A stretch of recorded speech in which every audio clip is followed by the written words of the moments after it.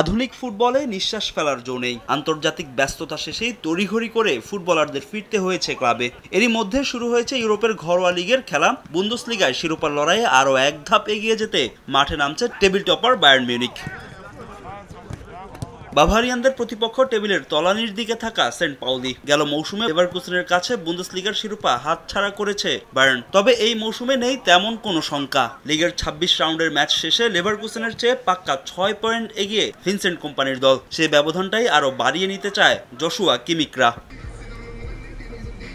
চলতি মৌসুমে দুর্দান্ত সময় কাটলেও বুন্দেসলিগায় শেষ ২ ম্যাচে ভাগ্য সঙ্গ দেয়নি বাভারিয়ানদের। বোচুমের কাছে হারের পর ইউনিয়ন বার্লিনের বিপক্ষে ড্র করেছে ভিনসেন্ট কম্পানির দল। তাই তো নিজেদের মাঠে কোনো ঝুঁকি নিতে চায় না বায়ার্ন কোচ। চিরচেনা ৪-২-৩-১ ফরমেশনেই দল সাজাতে পারেন তিনি। প্রত্যাশিতভাবেই স্কোয়াডে থাকবেন হ্যারি কেইন, লিরয় সানে, জামাল মুসিয়ালারা।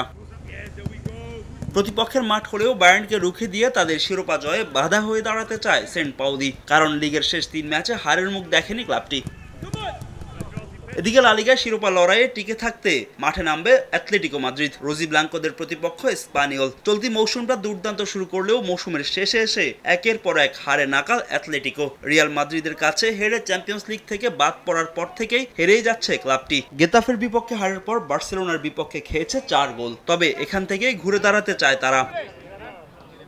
যদিও প্রতিপক্ষ স্পানিওলের মাঠে ম্যাচটা হবে চ্যালেঞ্জিং। অ্যাথলেটিকো মাদ্রিদ কোচ বলছেন খেলোয়াড়দের আন্তর্জাতিক পারফরমেন্স আত্মবিশ্বাস বাড়াবে ক্লাব ফুটবলে। এই ম্যাচ থেকে পূর্ণ ৩ পয়েন্ট আদায় করে নিতে চান দিয়াগো সিমিওনে।